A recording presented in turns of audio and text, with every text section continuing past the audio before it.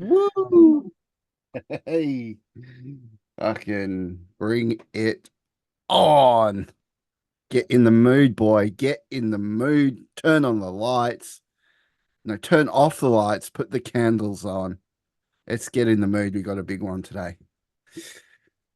You Love ready? it. You ready? Let's do it. Fucking let's go. G'day. This is the Two Beards Wrexham Podcast, your go-to for all things Wrexham AFC. Join us as we chat about the highs and lows of our favourite footy club. She'll be right, mate. G'day, beard brethren, Sheilas, fuckheads, and just all-round legends. Welcome to the Two Beards Wrexham Podcast for another week. I'm your host, Rousey. That sexy-looking, singing motherfucker over there is Adrian, who's yawning like a donkey at the moment. But hey, you know what? We love him because he gave us a really good song last week, and it is just popped off. You guys are loving it, and got a bit of announcement to make on that one very, very shortly. So, Adrian, mate, how you going? Yeah, going well, mate. Going well. It's been a crazy week. It's been really nice, overwhelming response to, something I was pretty nervous about doing in terms of the song and everything. So it's been pretty nice response. And yeah, I'm very grateful to everyone who's been so kind about it. I just feel weird talking about it now. So it's just like, when you hear your own voice and it's like nails on a chalkboard. That's like how I feel about it. So it's just like it's one of these things where it's one of those things where I know that everyone's so lovely and everyone's so nice about it, and I'm really excited that people are getting around it, and I don't want ever that to diminish the appreciation I have for it. But when people are like, "Have you listened to it yourself?" I'll be like, "Oh shit, no." So yeah, that's how I've been doing it. But yeah, other than that, it's been good, mate. You know, little bit of news on the Wrexham front, but nothing crazy. Still preseason, still itching for that first practice match, which I think is against Bournemouth. So I know looking forward to it. still nothing on the transfers though, like nothing concrete. No, So it's been bloody quiet, but we're going to get into all that today because we have a very special episode. But for first up, a very special announcement on this is that song that was created last week in our 50th episode from none other than the bald-headed ginger Ed Sheeran person over here. I'm just throwing out words at this stage. Fucking hell. Because look, it was a fucking amazing song. And if you haven't had a listen to it, go back to our 50th episode, give it a listen because it really is something good. Or head over to our X and we've actually got just the song posted on there. And I think what we're going to be doing is we've recorded a studio version, and your boy Rousey here is working feverishly away for the last 4 nights on this song to try and get it pitch perfect and ready for an actual studio release on Spotify and all of your main areas, which I've got to look into. So haven't never released a song on Spotify before, but and there'll be a music video coming to it as well. So hey, fucking bring it on. Excited. Excited. But we got some housekeeping to get out of the way before we get our very special guests on today. And boy, we've got a big one for you guys today. twobeardsmedia.com/shop or twobeardsmedia.com if you want to learn more about what we do. We have a Patreon program, which we love to call our fuckheads, for the base minimum $5 a month, which is less than a coffee a month. It gets you access to a fans only Discord, gets you shout outs on the pod every week, gets you 10% off our merch store, and gets you giveaways in the Discord and much, much more. We've got a new fuckhead this week and plenty of fuckheads to talk about. So, Adrian, mate, this is yeah, your mate. bit. This is good. Like, no, we're very lucky. Yeah. So, like, you've got the three tiers. We talk about it every week. If you haven't, feel free to have a look at the Patreon in our link tree, at our X on our website, anything like that. You should get all of your info there. But $5 a month we have there gives you the access to the Discord. We got the 10% off merch, things like that. But obviously we have another we have a $10 and a $20 tiers as well. So we got a $10 gets you an executive producer credit at the end of stream or end of the recording, I mean. And we also have our $20 tier, our ultra fuckheads, which we have a new ultra fuckhead. Shout out to Derek, one of our newest of the ultra fuckheads. He gets all of what's been previously mentioned, but also 6 months rolling, gets a free piece of merch free of charge from the merch store every 6 months. So from 6 months to this date, Derek, you'll be getting some merch coming your way. So get excited. And then to shout out our rest of our executive producers, we've also got Sarah, we've got Anthony, and I don't want to miss out on anyone, so I'm getting the full list of the rest of the fuckheads out here as well, because we've gotten so many now that I can't just list them off. Jake, it's just not not possible. Well, no, he's not one of the ultra fuckheads. What are you talking about? You've just skipped everything. Jake Green's the ultra. He's an ultra. Is he? Yeah. Well, then let's do it. Come on, dude. You say it. Let me have a look here. Let me have a look here for us. You love Jake Green. Jake Green's the man. That's it. Jay Green's the man. He's under 20, and I do apologize. Sorry, mate. I have to get this list out. It's getting fucking Jake, huge. I'll spank him for you later, mate. That's all right. He's one of our faves. And yes, as I mentioned, Anthony, Sarah, Jake, and obviously Derek. And we've also got Dan as well as on the executive producer credit roll. And the rest of our fuckheads, Aaron, Andy, Will, Chris, John, Anthony, R, Deandra, Mark, Drew, Ryan, Rousey, Adrian. There's so many of us. Please forgive me for forgetting one or two, but I've listed them off. That's why I have them now. And no, I really do appreciate it, Jake, and everyone who's an ultra fuckhead. So we love having you on board, and I'm excited for it. Yeah, butchered it. No, great. If I butchered it, I wouldn't have butchered it if you let me get the list out. But he wouldn't let me get the list out. He had to go straight to the naming of things. So good fun. Fuck you, Rousey. Anyways, continue. Oh shit! Nah, it's all good. It's all good. You do a good job with those names. Fuck you. We like your velvety, sexy voice, just calling out our lovely fuckheads' names every week. So, guys, if you want to have Bold Ed Sheeran over here call out your name every single week, then by all means, $5 a month, Patreon, in the link tree in the description down below. Get on it.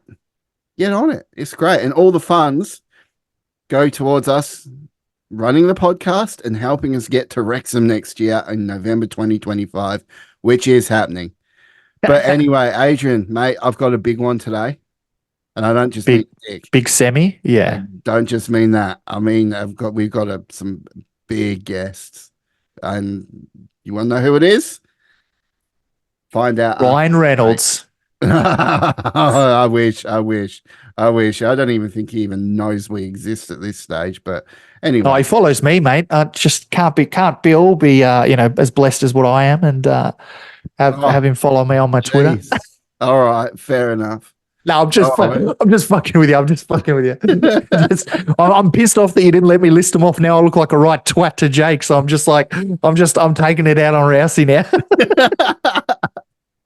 Don't worry, it's all love. We love Jakey boy. He's a good bloke. But no, our fuckheads are growing every single week at this stage, and we love them, and they're amazing. A great little community we've got, and yeah, if you want to be a part of that, then by all means, we would welcome you with open arms and pants down. But anyway, we have our guests to get to today. Plenty of guests coming up over the next couple of weeks, but this one I've been looking forward to for quite some time. So find out after the break. Let's go. Woo! Ooh.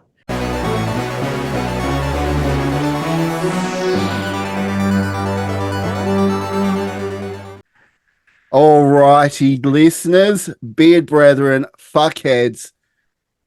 He's already butchered the intro. I've already butchered the intro. He's already butchered the intro. He's too nervous. I'm that excited to have these boys on. I got to say, we were just having a bit of a chat before, but let me introduce you to none other than Welshtechie Jamie Ellis and Daz James from the Eat More Chips podcast. Boys, I got to say, this is amazing to have you guys on the podcast. And I don't know why we haven't done it sooner, but hey, we just had to wait for a bigger audience. That way we can, get you guys more views as well, because we fucking love you guys. Great idea for the name for a podcast. And I actually want to explore that real quick. Whose idea was it? And how did it come about? Well, hang on. Daz, talk about this one. I was going to say, you should be pointing up then. On my screen is very different, so I know idea who you're I'll pointing just do that. to. Fine. There you go. It's like the Brady Bunch. Absolutely. We have to keep looking up and just doing all of that thing. I suppose the origins of Eat More Chips comes from me, in the sense that when I was a student, there was, you kind of lived your life in a slightly different way to the more responsible way that we live our lives now. Obviously, honestly, you're poor as fuck, basically. Yeah, all of that, and it was on the side of a vehicle, and I just went, oh, that's inspiring. I loved it, and I just ended up taking that as a sort of personal mantra and a personal motto. And so I'd already been using Eat More Chips as sign-offs and stuff like that, and then we were talking. God, I mean, we were in college, together, and Simon and I we lived together as post-university days. Yeah, not as lovers, because not as lovers. He's a violent lover. I can't. I needed to blunt my nails a little bit. That's where Brokeback Mountain came from.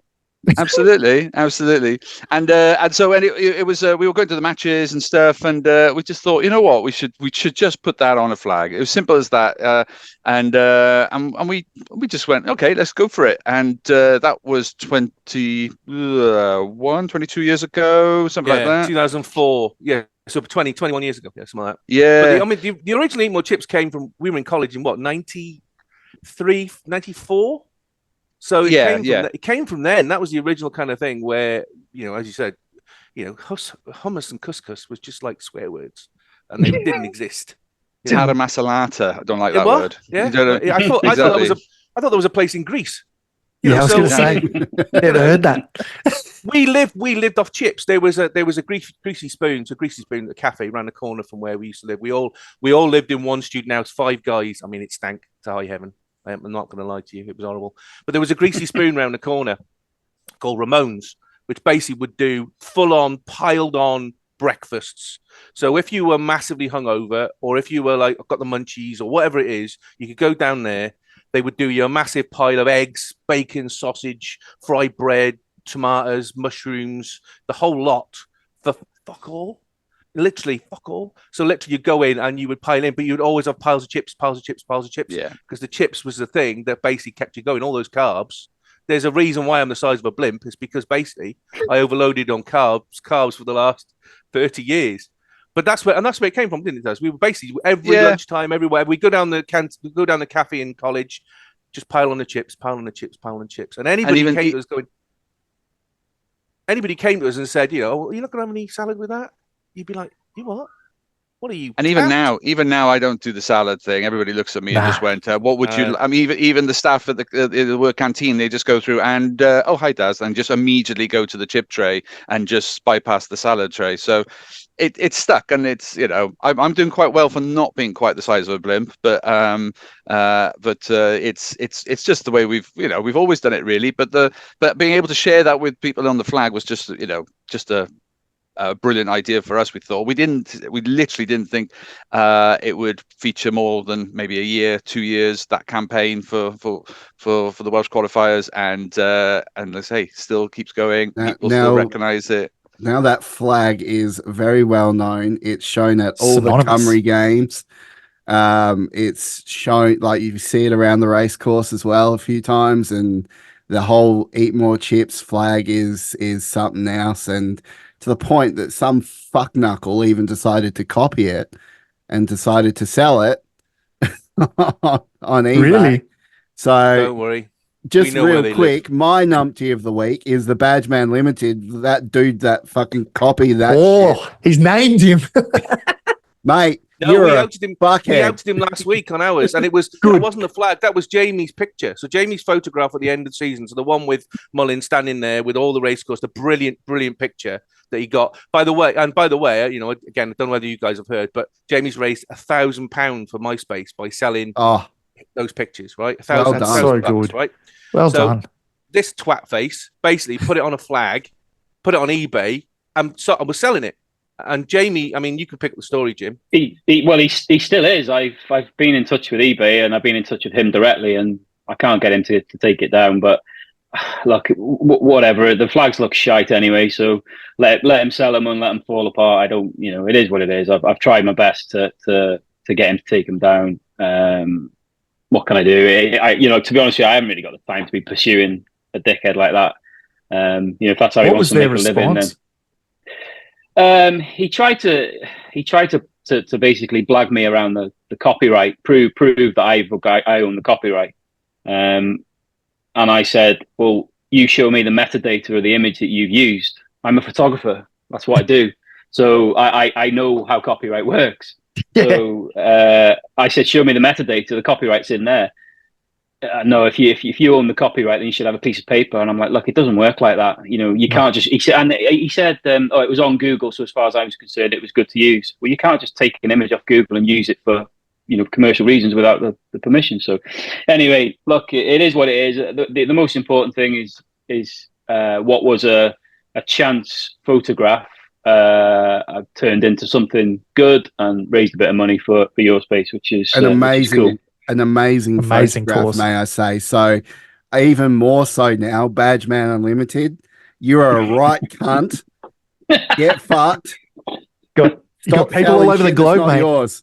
All over the globe. If we ever find out where the fuck you are, we will find you, because there's not one corner of the globe that the Eat More Chips podcast hasn't covered. We haven't covered. I mean, we've got a legion of fuckheads who literally would kill for Rousey. Not for me more so much, but definitely for Rousey, just for legal reasons. But yeah.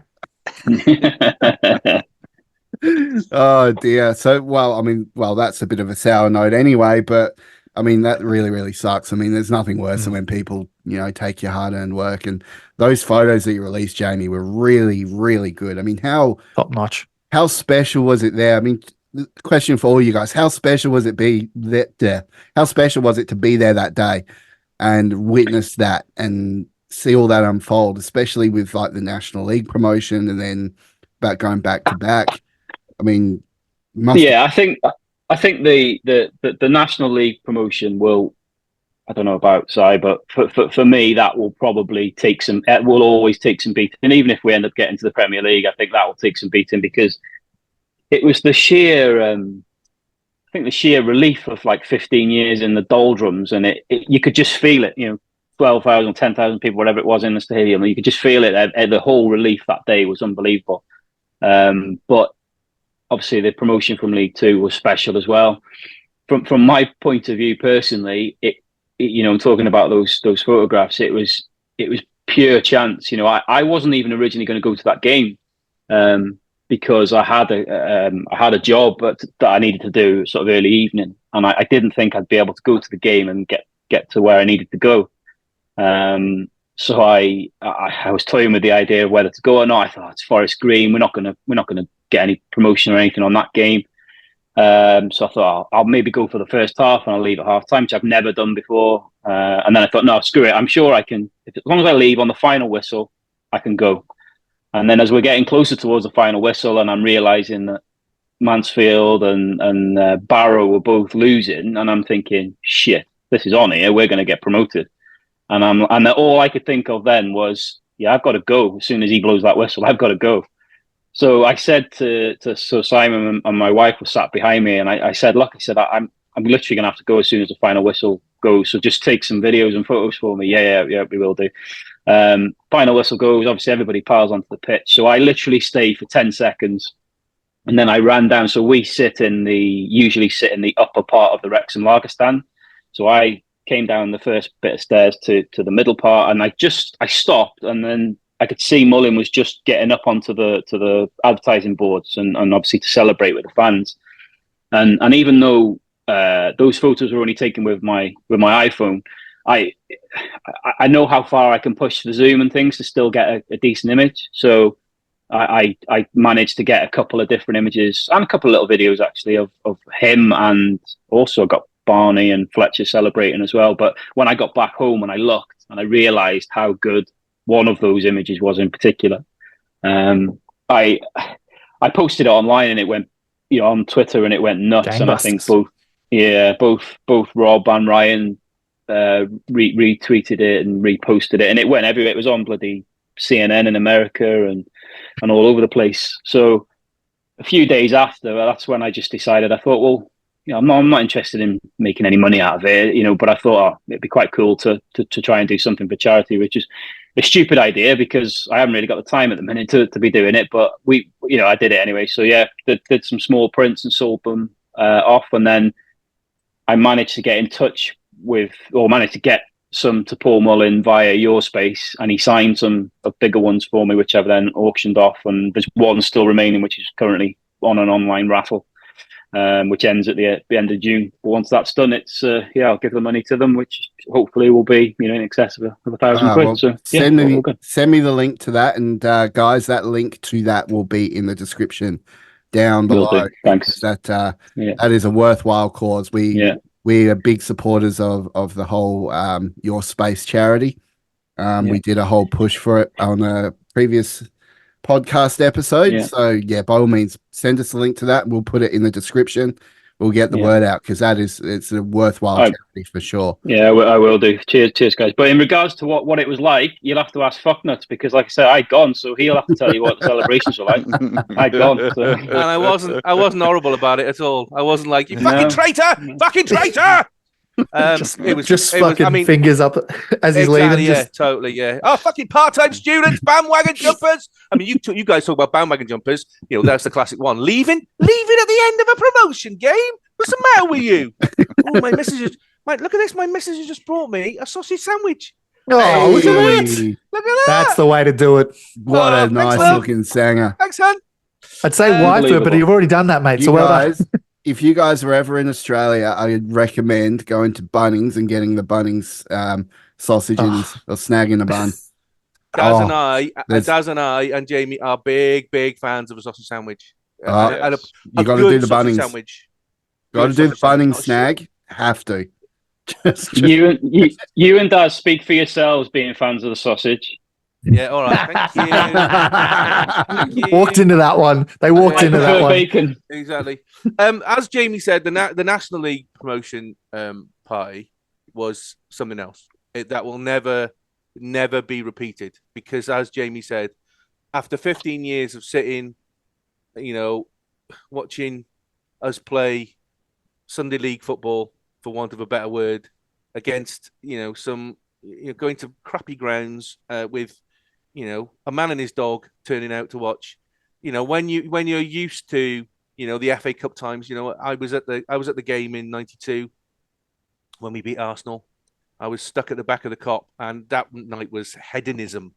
That night was honestly, so many people just drank until they destroyed themselves that night because nobody expected us to beat Arsenal in that one. Nobody, because the year before we'd come rock bottom. Brian Flynn, who was the manager then, he basically put all his trust in kids because we had no money at all. Price Griffiths have basically said, "Yeah, we've got no money, so make the best of it, guys." So Price Griffiths was the chairman and owner then, and he basically said to Brian Flynn, "Just do whatever you can." So Brian Flynn had put kids in. He got the academy and put kids in that season, and he blooded kids up during the season, which meant that we couldn't hit a cow's ass with a banjo most of the time. So literally, we ended up bottom of the league, and obviously Arsenal that season came top of. What was Division 1 going into the Premiership. So you're kind of going, we are miles and miles apart. Third round of the FA Cup, always a great day anyway, but we're never, ever going to win this. And when, particularly when they went ahead as well, you're kind of going, okay, well, we've seen it before. This is probably the start of, we're going to get battered. And then the magic little man steps up. I've actually got, just behind me on the wall, I've got a picture of that that actual free kick. They're still taken by Les Reed from behind the goal, where literally it's frozen moment where he's just striking that ball. You can see the Kop in the background, so you can see the old Kop in the background, which is absolutely packed to the rafters of people. It was solid. You could not move in there. It was mental. And I've got that picture behind me which is signed by him. And when he scored that, we all went nuts anyway, which was great. So we're thinking, great, we're going to get a draw and we're going to get to go to Highbury. We're going to go to London. Fantastic, brilliant. And then the one that people most forget about, obviously everybody goes Mickey Thomas because it was a super free kick, and the fact that Brian Flynn has said he's never done that before. He never did it in training. For some reason, he steps up and it's this absolute smasher that goes into the top corner. But the one people forget about is the actual winning goal, Steve Watkin, because he just battles through and sneaks it under one of potentially the best goalkeepers, and Daz will probably back me up in this, David Seaman. Best goalkeeper at the time, Daz, probably. At that Best time. named keeper as well. Yeah. Sneaks it under him to get the goal, and then we've basically just got to hang on for a case of a number of minutes, and come the final whistle, everything goes bananas. So that was so you used to times like that, and then suddenly, those two sharks come in and basically try and completely destroy us, by trying to bulldoze the ground and take the club apart, and absolute shysters, the pair of them. The ultimate numpty. The ultimate numpty. Yeah. He's numpty of the millennium. He is. I'm sure there is a special place in hell reserved for him, I'm sure, and the other one. But to see then us go on that downward slide over a 15-year period, and it wasn't for the want of trying that we didn't try. We tried incredibly hard to get back to the football, get back to where we were before this mess all started. But it's down to money. It's down to money and funds, and the Supporters Trust did an incredible job of, after the club was trying to be destroyed, and then a couple of other guys tried to get in there. They tried to make money from it. They did make some money from it, and realized that they could get everything. They squeezed everything they could out of it, and now they wanted to just get rid of it. So they sold it to the Supporters Trust for £1. The Supporters Trust then took it over and ran it as best as they could, but on an even keel. They didn't go mad. So going from those years into then suddenly getting back to the Football League, incredible. The one versus Forest Green, you're kind of going, right, this is the big reset now. We're actually back now to where we were sort of early 2000s before this whole shitstorm started.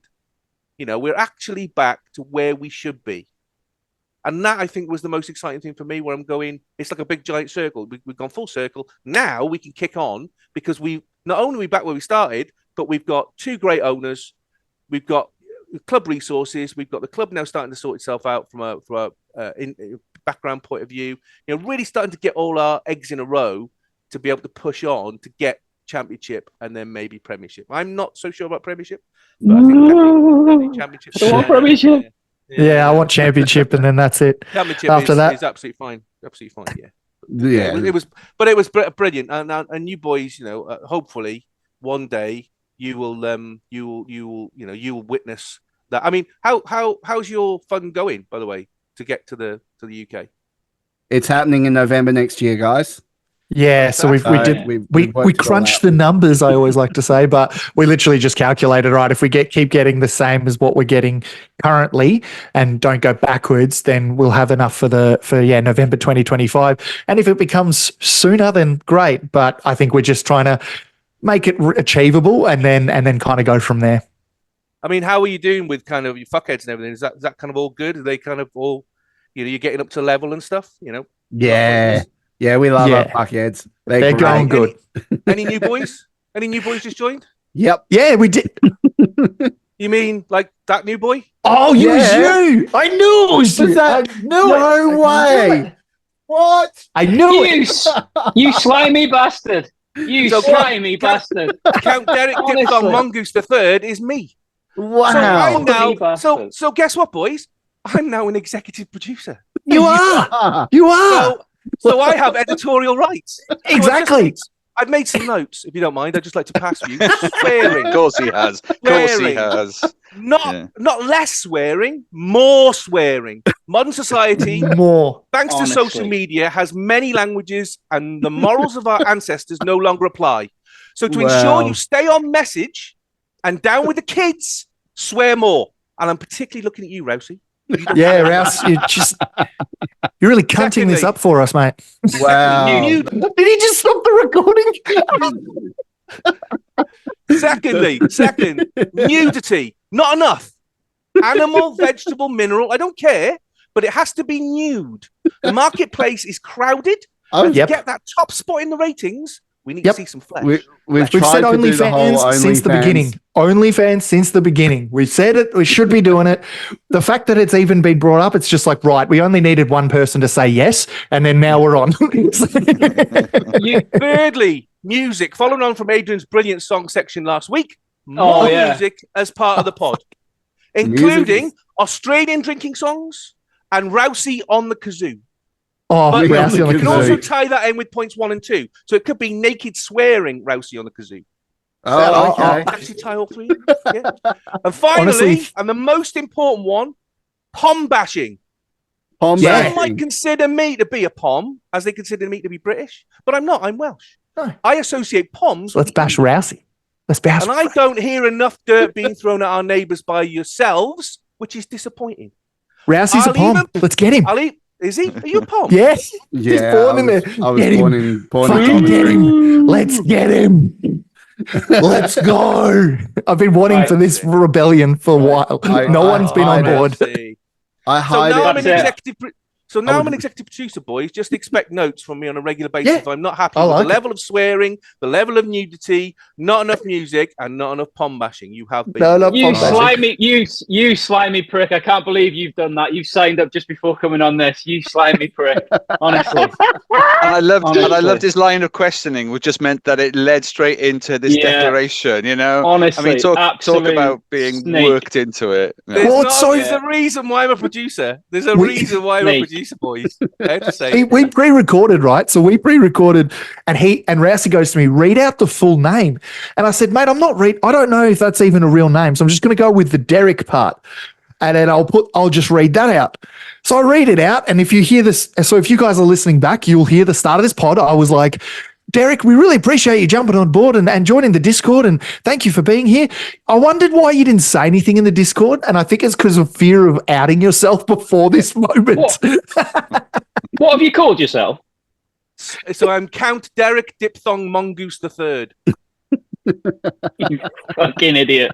Honestly, I just thought it was Rousey making up the numbers. Like Rousey's like, right, we need to make, we got to look professional here. I'll add another one in there. Boys, if I can give you some money to get you over at the Wrexham and get you in the turf, it's worth every fucking penny. Appreciate it. Oh, Thank you, mate. You need to be over here. You need to come and have a look at it. Yeah, definitely. I like the fact that you're telling these boys to get more nudity on their pod. Yet last week when we were talking about you getting your ass out for your forfeit, you were having none of it. Yeah, but hang on, it's different, right? You were talking Hypocrite. about me getting my ass out in a playing field in front of kids. I will get I said nothing about kids. I didn't say anything about kids. You brought the kids into the room. Yeah, you brought the kids in. Kids are on a playing All right, field. guys, if everyone could take the kids out of the room, let's just let Just the field. I didn't say anything about kids. That you brought that. That's your All right, twisted brain. well, you know. Just any other pod cuts that out, and we won't. Like, we would never ever cut. That is gold. I'll be disappointed. But I want to know more about this nudity, but I've got some questions for you guys because I've always been from afar. I like to call it an ex-love affair. I don't want to say like that. It's Twitter love affair where I've just seen you guys out in the wild and tweets and all that shit. And I've definitely, interacted with you guys, but I feel like I obviously are now getting to see you face to face for the first time. Great stuff. And my question to you guys is, did you ever think you'd ever be on an Australian podcast about Wrexham in your life? Like, did you just think even that sentence would even exist? Even during the takeover, did you even think that was possible? No. God, no. Not for me. No chance. I didn't think I'd ever be on a Wrexham podcast, even from within Wales, let alone on an Australian podcast. You got to remember that Jamie and I are from Wrexham. We were born and bred. Dad's from Aberystwyth. He's from the West. He hates Wrexham. Oh, whoa! What do you mean I hate Wrexham? Right, full clarity here, because there are people maybe listening who don't understand. I follow all Welsh football, so that means Wrexham, because that was probably one of the closest towns in terms of major clubs to my hometown of Aberystwyth, which, if you don't know, is on the very extreme west coast of Wales. Wrexham in the north, and then in the south you got Swansea, you got Cardiff, and you got Newport. And I would keep an eye out for all results coming in. So I was a big fan of all of that. But Wrexham, I did have it holds a place in my heart because when I was a kid. And I still am a massive Liverpool fan, so I hold my hands up. I'm a huge Liverpool fan, but because we couldn't afford the replica Liverpool kit, my mum thought it would be at least, it's red. Why don't you have a Wrexham one? So as a 8, 9, 10-year-old, I had a long sleeve Wrexham kit, which I've got some amazing photos of me wearing it, doing a half marathon once, and I ran the whole half marathon in a Wrexham kit. So I have by association always be connected with the club. So I don't hate it at all. What I don't do is love it as much as these two nuts. So but I'll always keep, and doing this podcast has made me a little bit more certainly I'm now more aware of the legacy and the history and all of that and the turbulent history.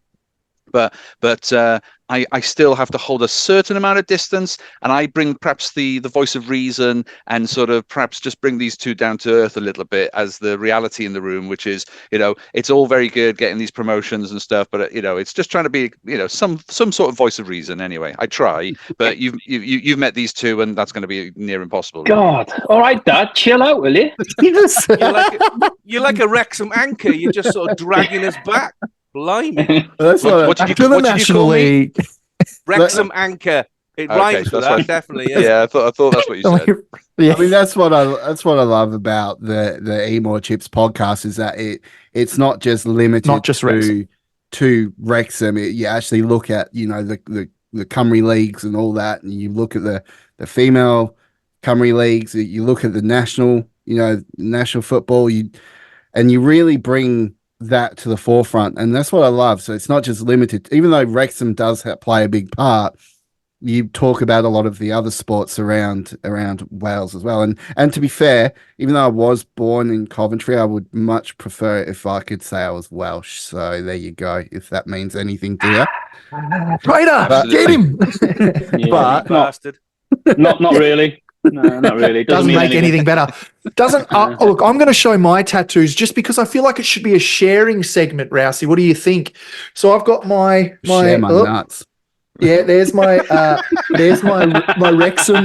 Wrexham tattoo. Nice. There's my Geelong tattoo for my AFL team. Rousey, do you want to show your tattoos on your arms? Huh? I haven't got any on my arms. Oh, you want to show your other arm, mate? Just for clarity. That was 3 lions. Was that 3 lions? Yeah. Oh. I'd chop your arm off, Rousey. Get him. It's not worth it. The Welsh. It was very nice meeting you guys. Yeah, Thank you see very you later. much. I'm going. Hey, guys. Cheers. I really appreciate it. I'm leaving too. The Welsh one definitely is coming. Wow. Hey. And I'm going to pay. Actually, you know what? Let's put it out there, guys. If this gets 1 like on YouTube, he'll get it laser removed. That's right. 1 like, and it's gone. No, if it gets 2 likes, we'll chop his fucking arm off. Yeah, hang on a second, boys. You can't afford laser because you're saving to the Wrexham. I think sandpaper and Savlon. Give it a good scrub. Yeah, fine. Speaking of Chester, actually. We got to go to a very, very quick ad break. But after this ad break, I do want to talk about the Cymru national team and the see the divide there. That's you. If there was ever a picture that represented Rousey as a human, it's that. He's just on the border. He says he's Welsh, but he's not. I mean, but he is, but he's not. All right. Well, after the break, guys, we will we'll delve into a bit more of Welsh sport, culture, shitting on Rousey, everything with Eat More Chips because it's vegan. Anyway, we'll see you after the break. Woo!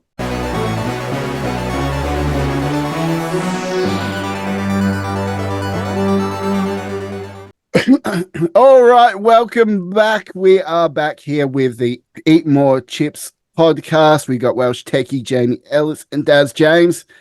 Guys, I've been thinking a little bit about the Cymru national team, and I was listening to your conversation in the last podcast, and you were talking about Rob Page. We'll start off with this. Does he need to go? Ooh. Daz? We've taken a very diplomatic position, which is actually, I think I am pro Page at the moment.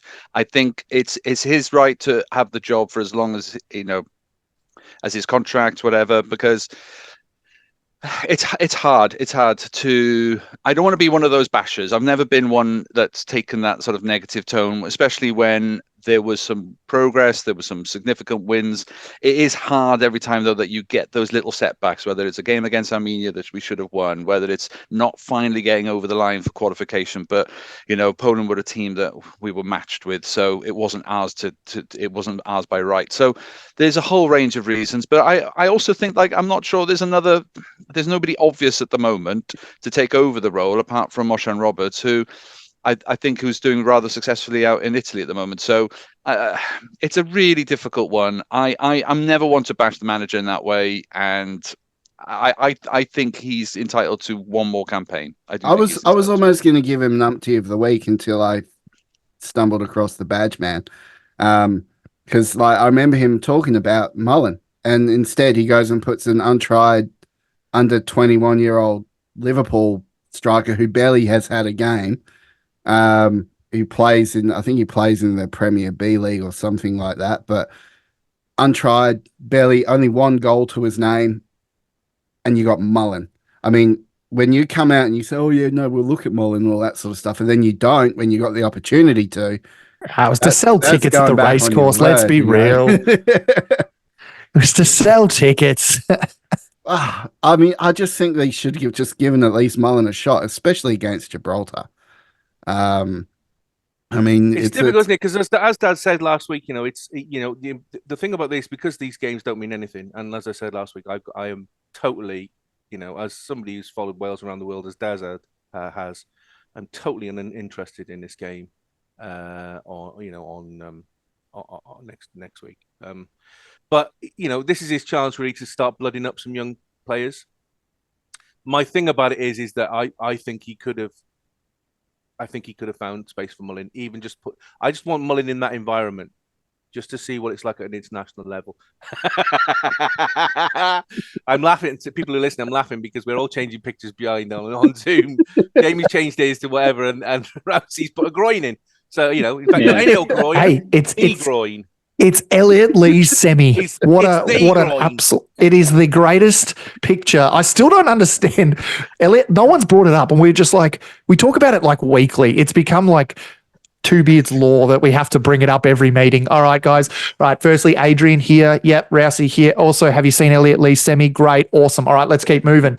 That's kind of how the day works. But how has no one brought that up any earlier? But actually, it's a great point you bring up about bringing Mullen into kind of that environment. Maybe not Elliot Lee's semi environment, but the national kind of area. Do you? I guess you guys have the best knowledge around this. We don't. We know we follow Australia. We follow the Socceroos, the Matildas. We see we're quite lucky because the players that are selected are usually playing in, the League Two and above kind of spectrum. So it's a very similar vibe to what Wales is going through at the moment. How do you think the young kids are going, and why do you think that it's important to have them over someone like a Paul Mullen? Because there is obviously having Paul Mullen's great, but we also know he's not going to be here forever. What is the importance of having those younger guys around, especially under 21 player from Liverpool? Yeah, I think we talked about it in our pod this week, where we talked about the conveyor belt. I think we've hit stumbling blocks before, where an aging team. They put all their efforts into one qualification, had an aging team, and it didn't happen. And then the rebuild was massive, and that took a long time. And I think I do buy into the idea of more and more of the youngsters coming through, and then working alongside some of the big names, as many of those players that now we have, whether it's Cabango, or he's only had, say, 5 caps, in defence, but he's 23, but he did at least play in a squad alongside Bale briefly. He's played alongside Ramsey. He's played alongside Joe Allen. he'll now be able to have that in his locker going forward. And I think the more times you bring in the youngsters, they'll now be playing, still Ramsey potentially, but, whether it's Wayne Hennessy or so, there's some real greats that are beginning to get to the end of their career. And I just think there is something about having those youngsters playing alongside, learning that professionalism, really being aware of what it means to play for Cymru. Not that I don't think that many of these players need that. I mean, the example you gave, Lewis Kumas, his dad was Jason Kumas, who was one of the great servants for the Welsh game back in the early 2000s and stuff. So I get it. I get where the pitch is, but my theory is, if you're playing alongside some great footballers at your club side, whether it's Premier or Championship, and the competition you're playing against is hopefully that standard, then that's why I feel they merit a little bit more than a proven goal scorer, but still was only at League Two. Now that they're in League One, maybe the debate is a little bit squeezed and a little bit closer, and maybe now it is time to revisit it. I think the fact that he was omitted from this latest squad, I think that tells a story that he's got no intention of picking him. If you're ever going to pick him just to try, you'd have done it for these two games. There's nothing riding on him. It's certainly Gibraltar's mediocre opposition. If he was ever going to pick him and give him a go, then he would have done it for those two games, surely. So unfortunately, I don't think he's ever got any plans to pick Mullin. I get what Daz is saying, and it is valid with regards to like the youth, because as he says, we've got a lot of players now coming to the end of their career, so we've got to start bringing the younger players in. But with these international squads being so big, it's a shame that there wasn't a place for Mullin just to try. He's proven. He was publicly asked by Rob Page to, I'll judge him on League Two. Well, he smashed League Two, as he'd already done anyway. Give him a chance, just see what he can do. Give him a place. But yeah, I don't think we'll ever see him, unfortunately.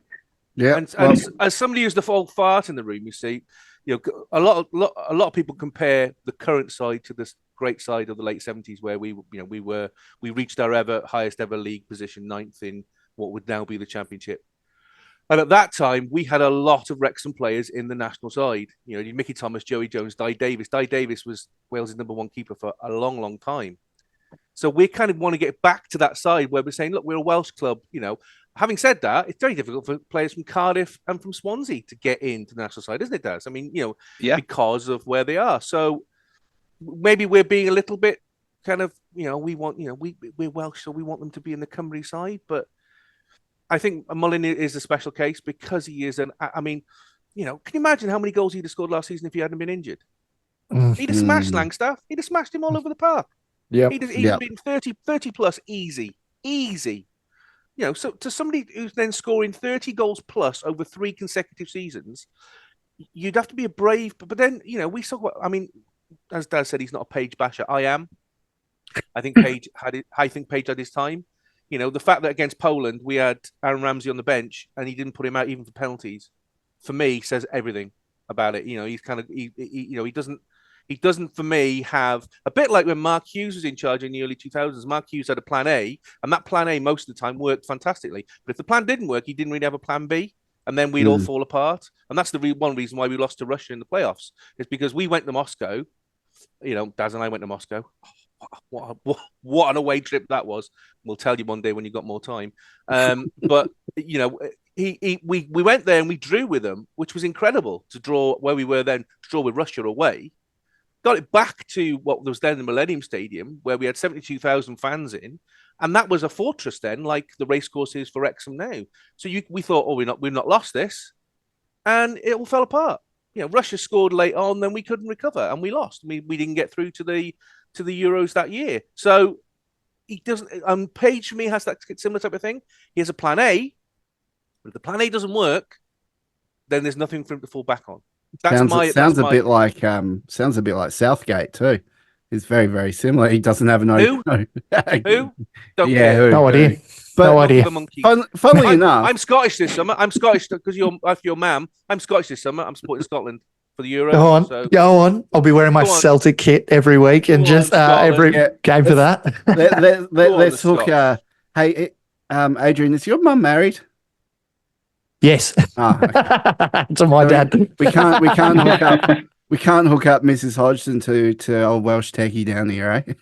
Well, yeah, no, I think his wife might have something to say about it. I think she would be. Yeah, I'd get more than a sausage sandwich on a plate. I'd get it smashed in my face. So yeah. But funnily enough, I mean, I saw a post on X about it was from BBC Sport Wales, and they were asking, "Oh, what are your thoughts on the new additions to the team?" And you go into the comments, and every single comment, literally, well, 9 out of 10 comments were, "Where's Mullen? Mullen, Mullen?" And some of these weren't even from Wrexham fans; they were from opposing teams. Like they were from Swansea or you look at their profiles and they're not supporting Wrexham, but they're all saying Mullen, Mullen, Mullen. Now, on that same train of thought, do you think Rosie Hughes might do well in the Cymru women's squad? I mean, the problem you have is that they pick primarily from international And sides WSL. and WSL, and that's it. They don't even look at the Welsh leagues. In fact, you have to leave the Welsh league and go and play for an English side to get even anywhere near the squad. The only player I can think of, like from memory, and this is just because my local, or was my local, I've moved, but Melbourne City had Jess Fishlock. Yeah. And she was Welsh international then, and then she won like the three-peat in the women's league here, which was amazing. And then she went on to bigger, better things. And then all of a sudden she was like the face of the women's Welsh team. And it's just like you said, like I think when she was at Melbourne City, she was getting a little bit of a look, but she wasn't really like in the side every week. And then I think post that she went on to bigger things. I don't know. She plays in the NWSL now, right? Seattle Rain. Seattle Rain, that's it. Seattle Rain. So like again, that's a bigger, more eyes on them. So it's quite interesting that you're right. Like I didn't even think of that until then, which is, you're right. Outside of the Welsh League, I can't really think of any ones the ones you think of are playing, in the American or the Women's Premier League. And then that's it. Like I can't really name any others. But would Rosie, and then I guess this is a good question off of what Rouse is saying, do you think Rosie would benefit to stick around for Wrexham for a couple more years, or do you think it'd be more beneficial for her to move abroad? Daz. Right, I was going to say, these guys are going to answer differently to me, which is, I'm going to say that anybody who wants to make the national side will have to leave. We'll have to leave. Simple as that. And it's not just about Rosie. It's anybody. Just but anyone. they wouldn't want her to leave. Obviously, I don't have the same affinity to Wrexham. But if Rosie wants to sort of pursue any level, it's unfortunately the Adrian Gennaro League. It's just not that level. It's got at least a couple of divisions to go. So as much as she's absolutely dominating in that league, I think there's a wholesale shift before you get to the level of international football. So if you're thinking about the Jess Fishlocks, who obviously has played all over the world, has won Champions League, and but she is exceptional. She is our Gareth Bale. She is the one standout player. But then we have behind her then the Sophie Ingles or the Rihanna Roberts and stuff, who have played either at the Liverpools or your Man U's or your Chelsea's, and they're all playing in the WSL, or have gone away and played abroad and come back, and that's what you got to do. That's what you got to do to get into the Welsh side. So I think it's just a level shift. So as much as Rosie's been brilliant for Wrexham, I think she would have to move away just to be able to demonstrate how good she is against any other leagues, really, because even the only time we ever get to see how this league compares to another league is in the European tournaments, and only the one team that wins the league gets to play in Europe, and that's going to be Cardiff. So and even then I'm not, and I'm quite pragmatic in these things. I'm not expecting great things beyond maybe if they get a really kind draw against I don't know, like a Cypriot nation or some Eastern European small nation. But if they get any decent Finnish, Norwegian, or forget the Germans, the French, the English, if they get any kind of kind draw, maybe, but that's about it. I don't see them getting past first round Champions League, and that's our best team in the division, and Wrexham are third in that division. So I think that shows the shift, personally. Yeah, I mean, you want me to be controversial? I'm going to be controversial. For Wrexham to move to that level, to start going into Europe, you're going to need to replace Steve Dale. Steve Dale is not a manager at that level. He's very, very good at this level, at the level that we're currently at. But to really kick on, not only do you need a stronger force at the top. Steve Dale's lovely, and I've got a lot of respect for the guy, a lot of time for the guy, but he is not that level. There's a reason why Rob and Ryan brought Phil Parkinson in to take us out of the national leagues and up, because he has that experience to go up the leagues to that level. Steve Dale doesn't.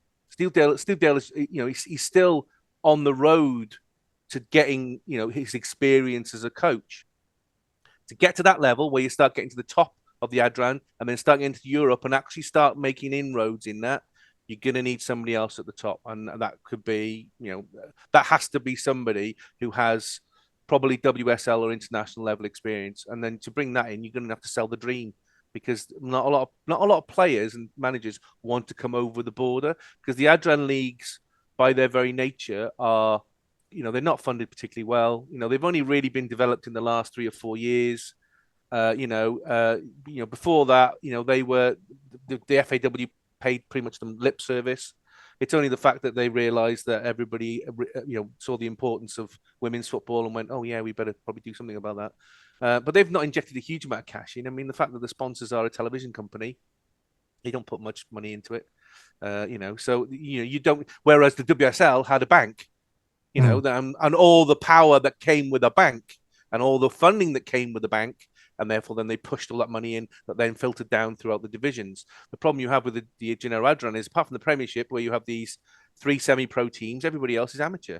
When you go down then to the north and the south, they're pretty much almost under 21 sides. So you don't have that level of quality that you would have in the WSL, where, you have your Man U's and the Evertons, because you have things that are established. You have established sides. It's getting better.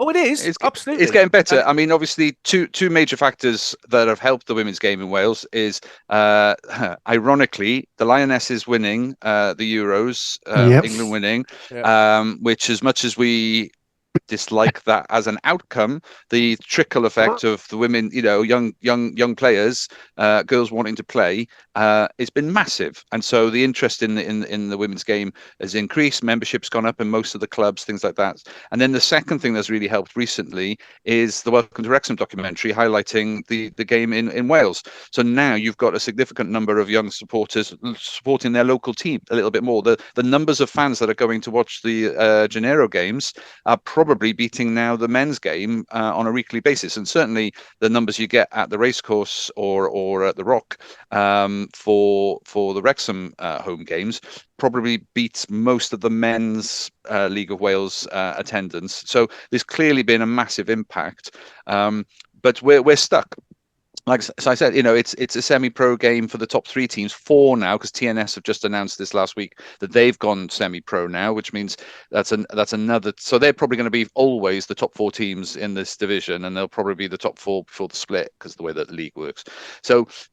But it's semi-pro, so they've still got to find jobs wherever they're playing, or to travel and commute. And we've seen that recently in the Welcome to Wrexham documentary, the amazing amount of work that goes into being a professional footballer. Well, if you try and do it part-time, semi-pro, and still supplement your income with a job, I mean, that takes a huge amount of effort, and which you can do with these bigger clubs and these border clubs. But your Haverfordwest or your Aberystwyth, who also are in the league, they ain't going to be able to draw those players in. And getting a job in Haverfordwest, who'd want that?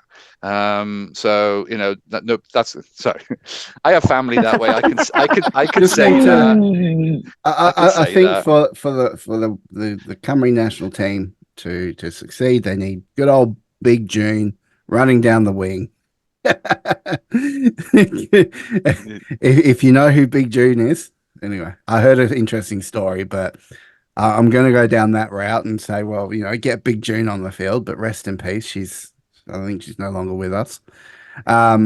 But look, I think with regards to the Welsh team, it sounds like they don't pay enough service to what they have locally, and to me that's a little bit of like a slap in the face to the local leagues, because you do have some big teams. You got your Swanseas and your Cardiff and obviously now Wrexham coming in. It just feels like it's a little bit of a slap in the face to them. But maybe that'll change. I don't know. But it's got to be a lot of the fun to do with funding as well. I think at the end of the day, like it's like us in Australia, like only probably, I mean, it's the worst viewership in years for the A-League, but we've actually produced more women's A-League players and men's A-League players who are actually playing for the national side than ever before as well.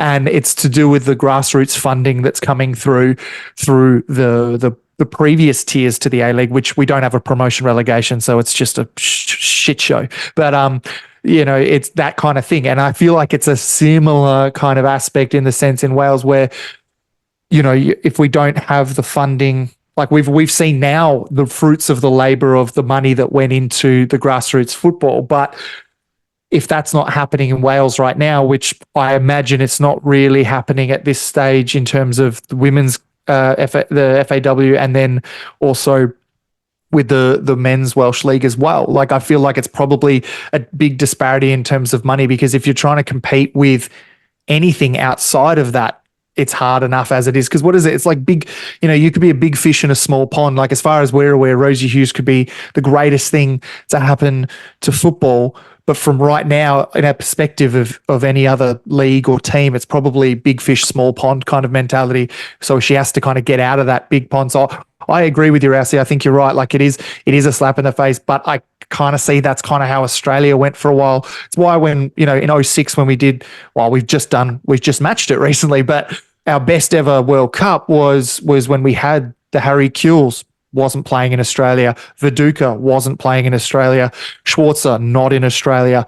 And it's that same, I think it's that similar thing that's happening in Wales right now, where it is, unless you're playing in those big top 5 leagues, you're not really going to make the cut. And I feel like with us now, we're only just seeing the fruits of the labor, mainly because of the Matildas, to be honest, that the eyes on the football world have gone on to the women's A-League at least, and obviously how well we did at the 2022 World Cup. To be fair, half of the Matildas team play for West Ham anyway, so... Well, yeah, or Arsenal.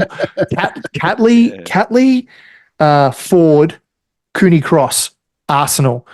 West Ham is Mini, so Katrina Gorry, Macca, who's our goalkeeper, and like another 3 guys who aren't starting. Like it's crazy how they divide it up. And it's, what I feel happens is they're like, you're Australian, you'll probably like it here.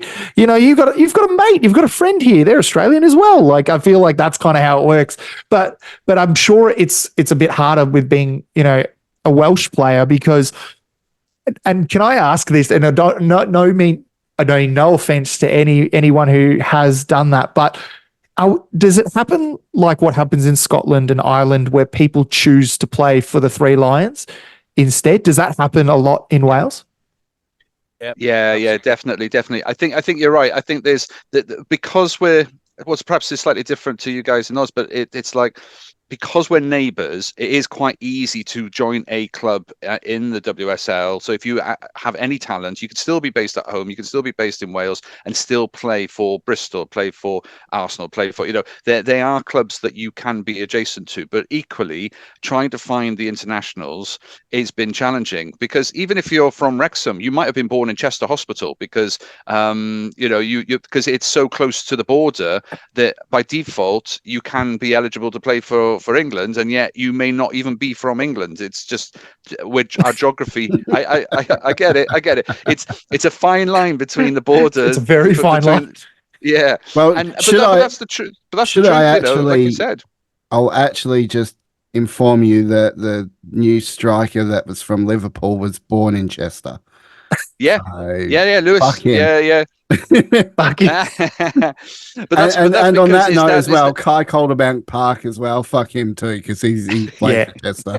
He was the one Australian hope we had that was going to play for Wrexham, and then he got sacked, and then he's like, I'm going to play for Chester. But Michael Owen, one of the greatest English strikers ever, was from was from Harden, and which is just North Wales, just over the border. But because he was born in Chester Hospital, was eligible to play for England, and technically until that point, I mean, I think all his schoolboy stats were for Wales. He was beating Gary Speed's schoolboy stats and Ian Rush's before that. He's also eligible though to suck Satan's cock, so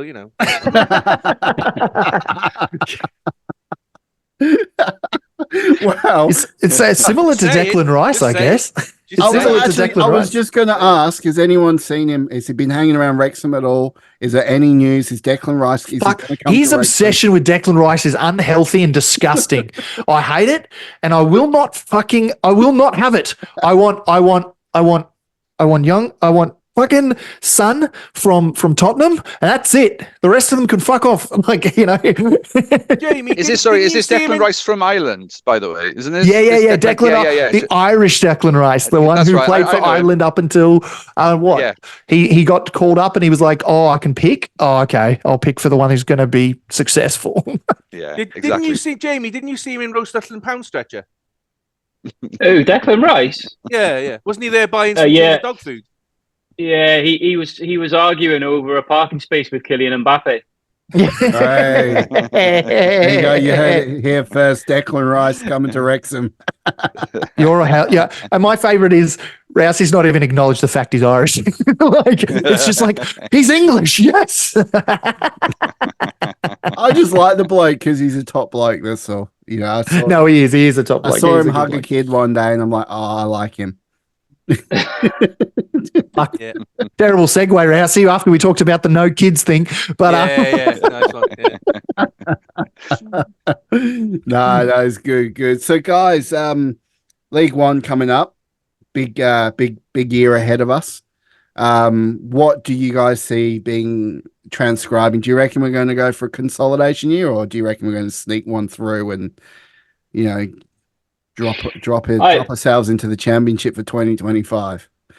Geez, that'd be nice. I mean, I wouldn't write us off another promotion because I think you'd be crazy to do that. However, I think this one is going to be a lot more difficult than the last couple of years. I think there's an element of this season coming up which would be quite interesting because obviously that we have got, as is well publicised, we've got an awful lot of new fans who have only ever seen Wrexham be successful and win. And we saw it a bit last year, or even the year before when results don't quite go your way. Some people, they lose their minds really quickly.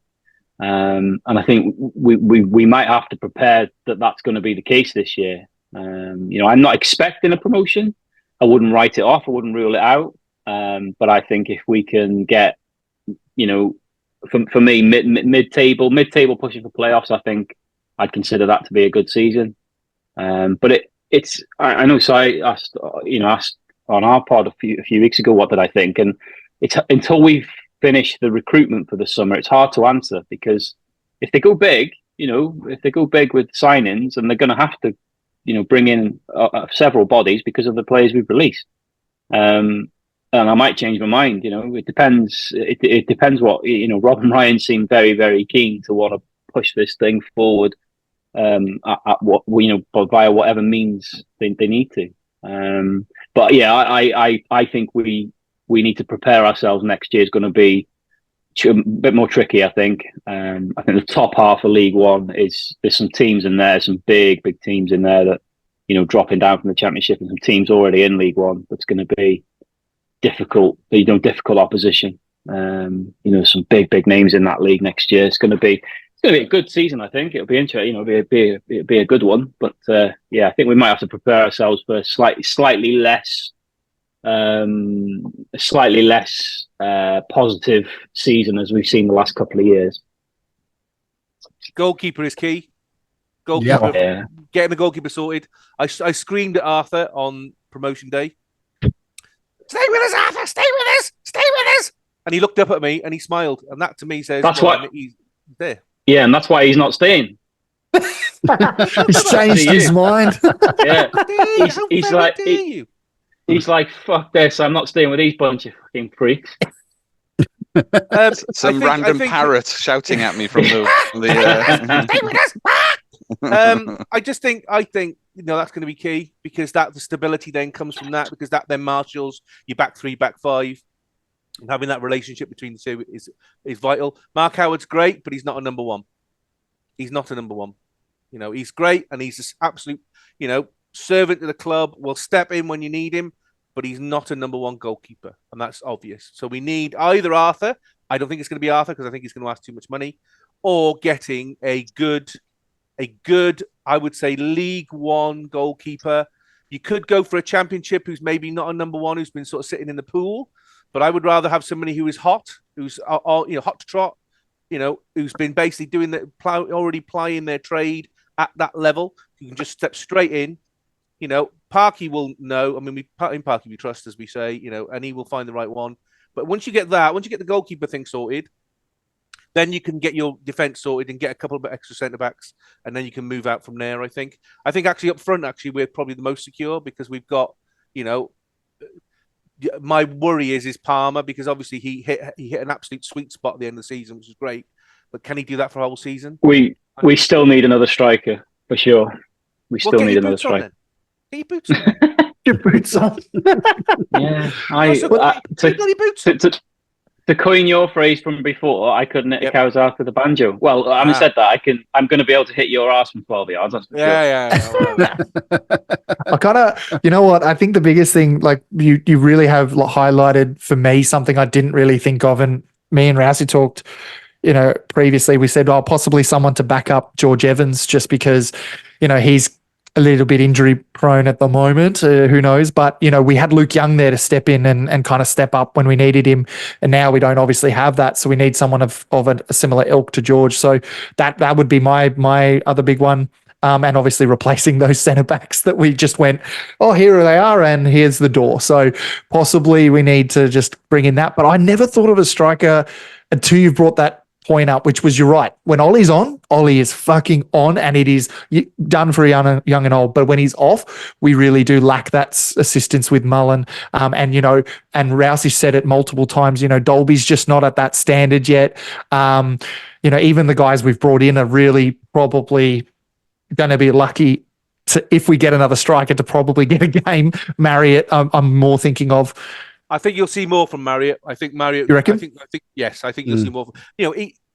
He hasn't had many chances. When he does have chances, he only has 10 minutes here or 15 minutes there. You can't really show yourself. He started maybe once and didn't do himself particularly with a great justice. But he's quite early. He was quite early in his Wrexham career at that point. But he played that reserves match behind closed doors and banged in a hat trick. So he can do it. He can do it. He just needs the confidence. And when we spoke to Andy Morrell, last week on our pod, and he basically said, I asked him that question. I said, do you think Marriott? And he said, yeah. He said, I can see he's got it in him. If anybody knows, Andy Marriott knows, because Jamie and I were lucky to see Andy in his full flow when he was at the top of his game.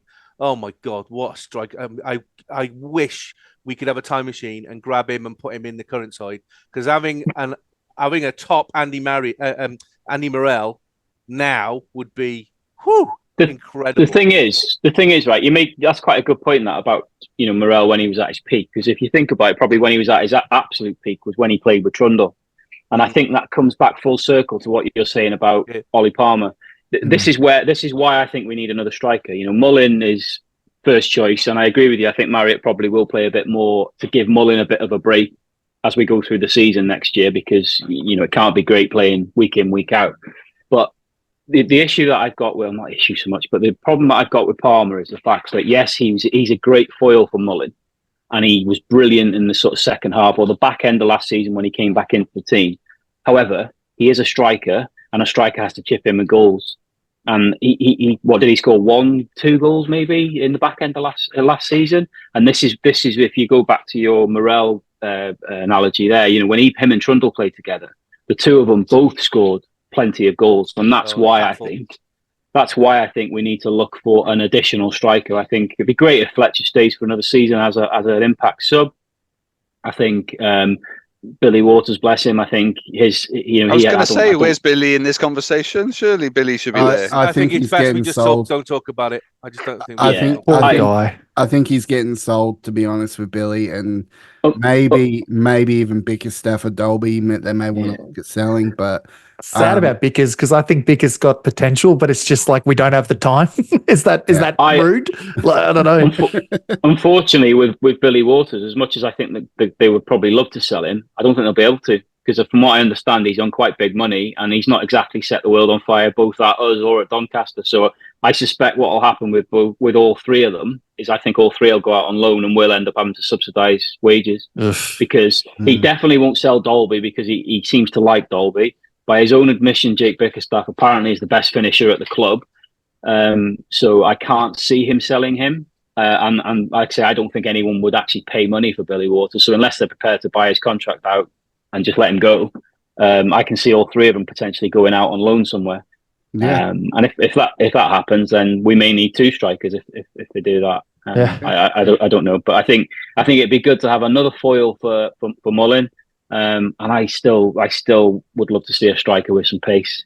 I think well, what I keep saying, it's one of the reasons why us at the Two Beards podcast, we don't do transfer rumors, because it always will come out of left field with Wrexham. It'll always be something surprising, and I honestly Like think when we signed McLean. Yeah, like when we signed McLean. The whole reason why it's been so quiet, and you have the likes of Rotherham, going nuts, just ejaculating everywhere and just pulling in players left, right, and center. Reminds me of what Gillingham did last season. They're playing the game. I think Wrexham are in for a couple of real big names, and I think they're going to surprise us, which is why we haven't heard much about it. So I just think, it's a case of just sit, watch this space, and see who we get in. Ideally, we would like to try and get someone in before we go into the preseason in America. I think, with the TST coming up, which is a whole other thing, but, we've already got our team for that. But the preseason in America, we want to have a settled team going into that. So we've got as much togetherness in the team going into the start of League One. However, I just think it's a case of just watch this space and wait, because I think we may be going for some big names, and I don't know who. I can't speculate, but If you say Jamie Vardy one more time, I will. Jamie Vardy. That rumor has done me and Rouse's head in. Every time we hear it, we want to punch someone in the throat. I remember watching him at Fleetwood when he played against us, and I never liked him then, and I don't like him now. So no, we don't want him from that point of view. But you're saying about the Rotherham thing. Don't get fixated on fans that are panicking, going, "No, Rotherham are buying everybody. They're buying everything." The thing is, if you do that many big clear outs, you've then got to gel that team over a short period of time. And many sides, Salford, Stockport, they both did that and bombed. It doesn't mean if you bring in loads and loads of players, you're going to boss the league. In fact, if anything, you're actually making it harder for yourself. It's better to make a few pinpoint changes, but keep the main structure of a squad together, because that will then gel easier. So I know there are lots of fans who are absolutely losing their shit at the moment going, but Rotherham are buying everybody. Yeah, let them buy everybody. That's fine. It doesn't matter, because that's not necessarily, that doesn't work. Yeah, we'll just grab some Premier League people and be like, fuck you, Rotherham. We'll just do exactly what we did when, the big moon in the sky was released, and we didn't get Armstrong, and best thing that ever happened to us, to be honest. We dodged that bullet, that's for sure. We dodged that bullet. Well, my favorite was you go. I was just going to bring up the fax machine again, but I think you should wrap it up. yes, we got to wrap this up, guys. I mean, this has been great. We got to do this more often, to be fair. I mean, you guys this time next week, guys. All right, this has been really enjoyable. So quick plug: Welshtechie, Jamie Ellis, Daz James. Where can people find you? In the pub. I was going to say your address, social security. Yeah. Bottom of a dumpster. McDonald's in your case? Strip club. I didn't know you lived with Rousey. Hey. Farm. On the farm. Yeah, okay. On the farm. Yeah. Well, to be honest, most of Australia is a farm if you look out the door. Because Daz inseminates pigs for a living. That's what he does. So, it's, I've been trying to keep that a bit low key, but somebody's got to do it. Someone, you know, It's just you do How it with your about mouth. that? It's just not You right. Doing jack the off- Lord's work. You jack off pigs for a living. Rousey, you're too gullible, mate. This is the second thing you've been sucked in for. Too easy. No, he does it for fun. He does Yeah, it's it just for a hobby. fun. Yeah, it's a Those, hobby. those sausage sandwiches don't make themselves, guys. So, No, you know what I mean? Yeah, when he talks about loving those sausages, it's just it's a whole nother meaning. But you can, to answer your question, Rosie, before I wind you up anymore, you can find us. Obviously, the pod is on Spotify, Apple, and YouTube Music. You go onto X, and our account is on there. Please feel free to join us. And pod comes out every week. We try not to clash with you guys wherever possible. Normally, we try and do it every Friday afternoon, unless I'm too hungover or stoned to be able to realize to push the buttons. So that's what normally when it happens. But yeah, and just come and follow us. And as I say, look out for the flag. The most more important bit. Whenever you look at Wrexham or international games, Daz, to be fair, trolls the flag to the most international games. And Jamie and I, we've just bought a new flag, a smaller one, because it's difficult to get the flag between Daz, myself, and Jamie, because Jamie lives in North Wales. I live almost in South Wales, and Daz lives in very South Wales. So it's difficult to get the flag transferred between us. So we've actually bought a second flag to take to Wrexham. So you'll see the flag more at Wrexham next year, because that means then that if there's an international close by, Daz can still take the main flag, which is the original, the 21-year-old flag. But we've just had a new one made, 2 meters by 1 meter, so it complies with all the ground regulations, all that crap. So hopefully we'll see that there. And if you do see the flag, go and give it a wave, and come and give us a wave, definitely. And you two need to get your ass to North Wales ASAP. Yeah. Absolutely. Because there's beers with your name all over them, and where beers are concerned in Wrexham, you can't keep them for long because they'll be gone. So just be gone. Well, look, it's if you're talking about drinking culture, I think us as Aussies are probably going to drink everyone out of house and home. So there we go. Yekida to that. Yekida. All right, guys. It's been an absolute pleasure. And after this, by all means, go give them a follow, go give them a listen, because it is well and truly worth it. Their podcast is one of the most enjoyable listens you'll ever have. And I've loved these guys for quite some time, and it's been a great pleasure to have you guys on the podcast. And we'll definitely do it again. We can't wait to catch up with you guys in November 2025 when Two Beards storm at Wrexham. Guys, thank you very much. And to our listeners, we will wrap things up after this. Let's go. Woo!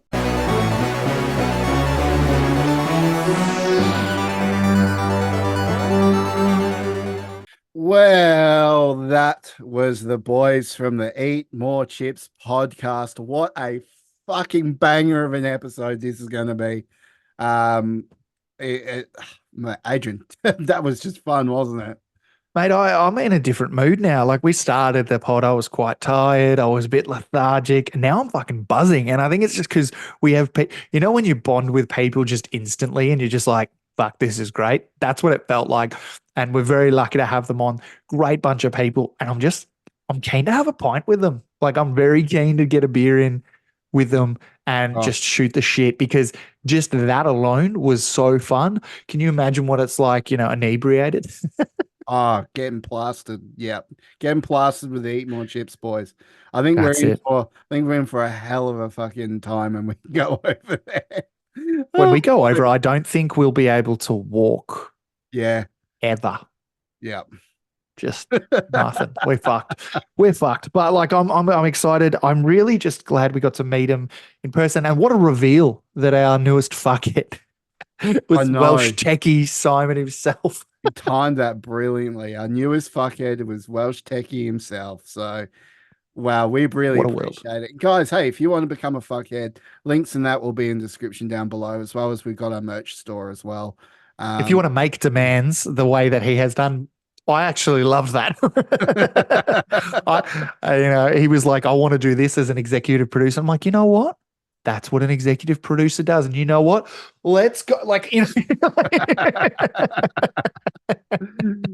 Oh, gotta love it. Gotta love it. I mean, what a bunch of great blokes, and I can't wait to meet them in person. So yeah, like I said, Links in the description, in the link tree down below. Click that and you'll get access to everything you need to become part of our fuckheads, and all the other good stuff as well. And that brings us to the end of another podcast for the week. This one's going to be a good one. Can't wait to edit it.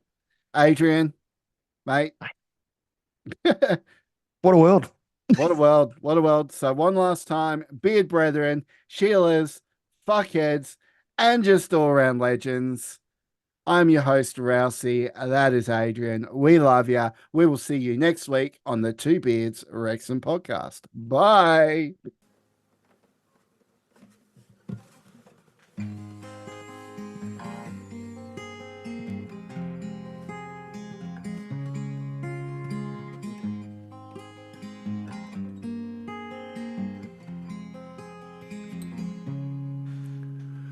Whether across the ocean or from across the road, a team in red has my heart until I'm grey and old.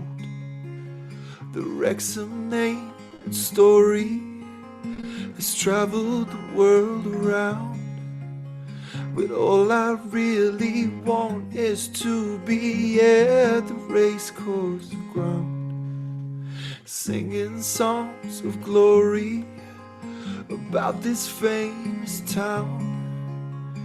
Arm in arm, a sea of red, never backing down. I might not be from Wrexham, but I will not lie to you. But this town will always have my heart. I'm Wrexham through and through. 'Cause I'm Wrexham through and through. 'Cause I'm Wrexham through and through. 'Cause I'm Wrexham through and through. 'Cause I'm Wrexham through and through.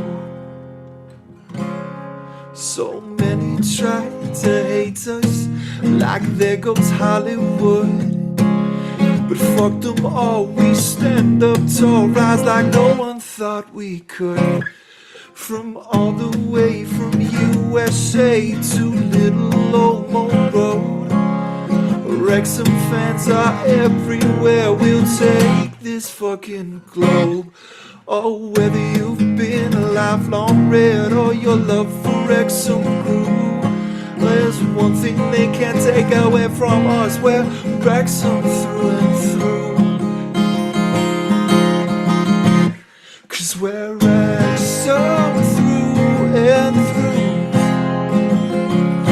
'Cause we're Wrexham through and through.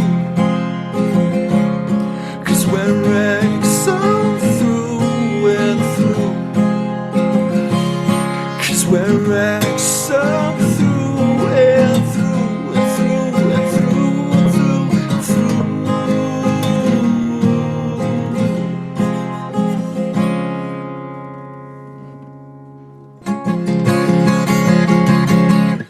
'Cause we're Wrexham